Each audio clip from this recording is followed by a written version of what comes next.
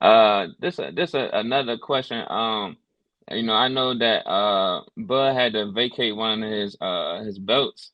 Um, how do you feel about today's belt system? Like I said before, man, I wish we could go back to when it was in like the '80s and the '90s. Is you had to fight for those belts, man. Mhm. You know, eh, not them just giving it to you. Exactly. You know, but I look at it like this, man. When these sanctioning bodies start giving just handing out belts like that, the way they've been doing in the last couple years, to me, I'm always say this, brother, is it's about the money.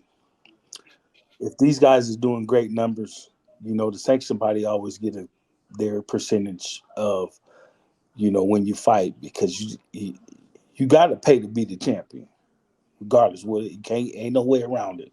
You got to pay if they work out a deal with you or not.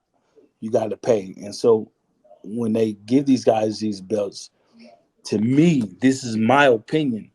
I just think just look at it as like, okay, we give him this belt, he fight for three times next year. That's almost close to, let's say, almost $1 million for the sanctioning body Mhm. and what they can do with that money and how they can push their their whatever they're trying to push and try to get other champions. That's how I look at it. That's why I say I wish we can go back to you know this champion fighting that champion. You want my belt, you better come take it. I'm the Exactly. Yeah. champion. I won this belt. I fought for this belt. You know what I'm saying? Now, if I was a champion, I'm getting elevated to super champion. It's nice and great, but in reality, does that sit well with you as a fighter? How Nah, do you fight not at for the belt? all. But I'm a champion now. That wouldn't sit well with me. But people are different. This world is different now. It's different from the '80s and the '90s. Okay. Okay. I agree. Jack. And I agree with what he said, but a quick question. So I know you got Bud fighting Spence coming up. Hopefully, who do you think Bud should fight next after that? You know what, man? That's left up to Bud, man, because the fact that I mean, he didn't accomplish everything that he wanted to accomplish. He didn't beat everybody that they put in front of him. He didn't, shut all doubters up and made believers into believers. So and then plus Bud on the backside of his career, he has nothing left to prove. So whatever Bud want to do, I'm gonna ride with it. You know what I'm saying? Because the fact that is, man, I've been with this dude before he's been born. I done seen him grind up and grind and grind and grind and grind and sacrifice and go through all the bullshit that he had to go through to get to where he at now. That man deserved to go out the way he want to go out to fight whoever he want to fight next. If they don't like it, they don't got to get their ass up on the chopping block because I tell you what, he will win. Yeah, exactly. So I know they had, it's just a whole bunch of talk, who to fight next, this and the third. Um, but him going up to 168 or whatever weight class to fight Canelo, that could that be something? Could that be a thing? Yeah, That could, I like a think possibility? it could be a possibility, man. Bud walks around, close to that way anyway, and obviously he sees something in Canelo where he think he can beat him, and he trusts in his team and he trusts in himself to where if he do step in that ring, he gonna get the job done, and he gonna trust in his team to show him or tell him to coach him along through the fight to get the job done. So again, I'm a ride with him on it. As much as he like challenges, I like challenges too. And I done beat a whole bunch of coaches, but I don't got Eddie Reynoso on that record yet. That's good. Yeah. So I know we have Keyshawn got his fight coming up against Jose Pedraza. Yeah. So, I know that's going to be an eventful fight. Keyshawn definitely going to get the W. Um, After that fight, who did you were saying earlier? You said you was also training with. Did you have another fight up after that? Someone? Is it one of the Uh, other people? let me see who else coming in camp. Um, Troy Isley about to report in camp here in a couple weeks, Mm. so he gonna be looking to make some noise. So I forgot about Troy. He gonna be looking to make some noise. I think he gonna be fighting in March 2nd, like a month after Keyshawn. Um, that's as far as I can think out right now, man. That's I got It's the still too early. yeah. This I got the my folder in front of me. Okay. Okay, okay. So Keyshawn gonna win this fight easily. So, who do you want from him next after this fight? Man. Well, I just had to sit down with Keyshawn, and I like to have a title eliminator next, man.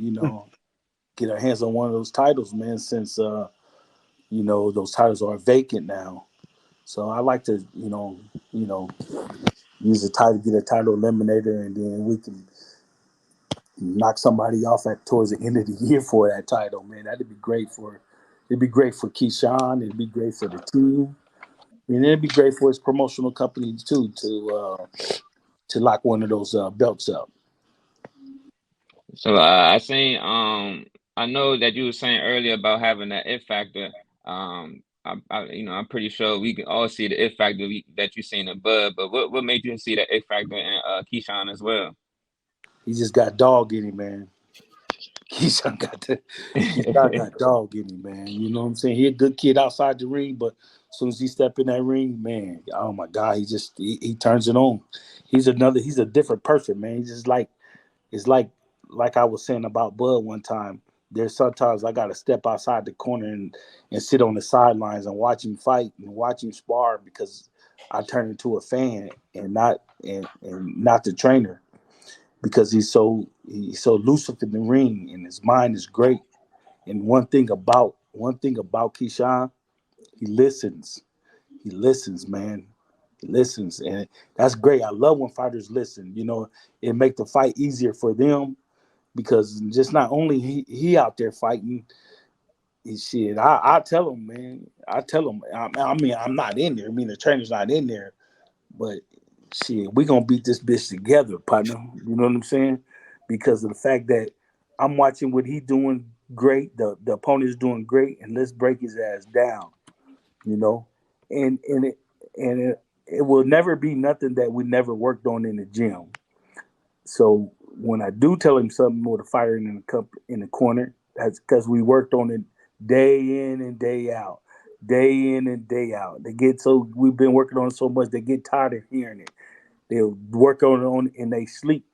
You know what I'm saying? So that when I sell them, we gonna beat this motherfucker together. That's because we're gonna break him down because we've already seen him. We've seen what he do, seen what he do good, seen what he do bad, and we're gonna look good doing it. Real simple. How No, I I tell the see. fighters, how I tell the fighters all the time. It's simple, son. It's real simple. You ain't gotta do it.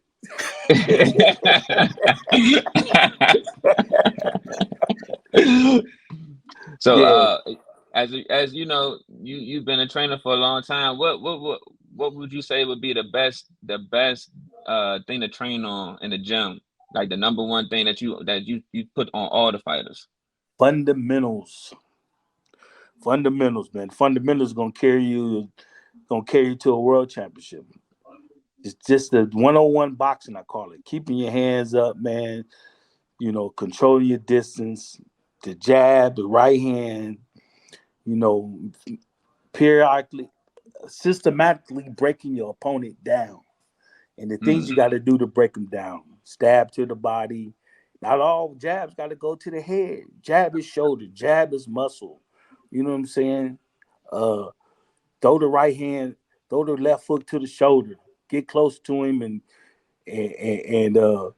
put your head in his shoulder.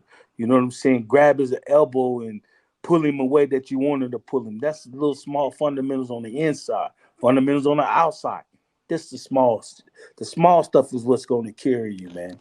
And then once you get you start winning and doing, you can start looking pretty after that. I don't care about that because we got the fight in the bag and shit. Just keep your heads up and stay disciplined. So Bud is able to, fight on both sides and make it look good and effortless. Is that something that you put on him in the beginning, or that's something that just came about? No, man, Bud, he started switching on his own back when he was a kid. Uh, and then one of the trainers, the head trainer, when he was a kid, used to get on him, switch back, switch back. You gotta, you gotta be good at the first, this side first, orthodox before you switch to that side. And so, and he'll listen sometimes, sometimes he didn't, but he just feel it and he'll go on that side whenever he feel fit to do it. And as a trainer, and we've been doing it for so long as a trainer, you just coach him along through it, man. Coach him along through it. And it's good too, man. It's good that he does that. You know why? Because as a trainer, you get to see different stuff from a top level fighter like that. And so when fighters do come in the gym, you can be able to show them and tell them and stuff from the southpaw or the orthodox way. And remember this: I don't know who's listening out there. If any trainers are listening out there, you can learn from fighters. Mm.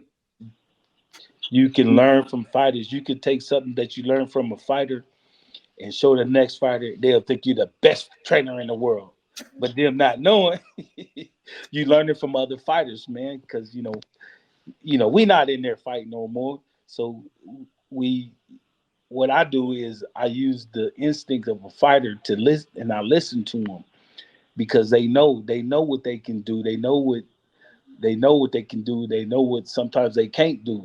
So you kind of encourage them a little bit, or just sit back and just listen to them, and then you put that in your bank as a Mm. trainer, and then you move along to other fighters and be like, okay, yeah, let's try this, let's try that. And I do that with fighters too. Like they might say, "Come, coach, man, I don't know." I said, "Well, let's work on it just in case we got to cash that check one day and use it." You know Yeah, what I'm saying? exactly. So, and it's not new. It's not new to them in the corner if I ask them to do it. You know what I'm saying? So that's it. All right, brothers, I gotta go. It's almost been an hour. All right, man. Man, I Okay, appreciate, all I right. appreciate y'all, man. I appreciate y'all, man. I appreciate the ward. One of the coaches is around here somewhere, man. I think he upstairs. This is Sunday, so it's kind of our day off. But thank y'all, man. I With appreciate y'all you. success with y'all show. I'll come on anytime. Anytime you want me to bring a fighter on, I'll bring a fighter on. Matter of fact, I'll bring Keyshawn on right before his fight, maybe a week or so before his fight. Okay. Man, help y'all channel out, man. I'll bring some prospects on. Shit, man. Whenever y'all need something, man, give me a call, man. Just tell the guy that was hitting me up, tell him to hit me up. Just stay on my ass, and I'll do it. I Yeah, got that's you. that's time right I there. got you. He I he'll got you. he'll, he'll get on. All right, man. Y'all All right, be thank you, good. All man. right, Thank you. All right. appreciate it. Yep.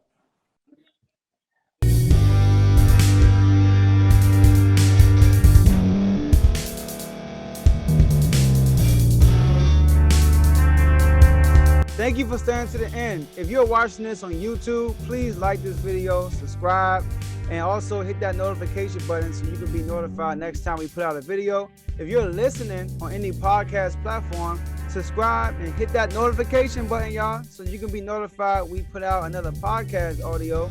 And last but not least, hit that share button. No matter what you're listening to or watching it, hit that share button and send it to somebody that you know that would love to watch this episode you just listened to. So once again, thank you for staying to the end, and we'll see y'all at the next episode.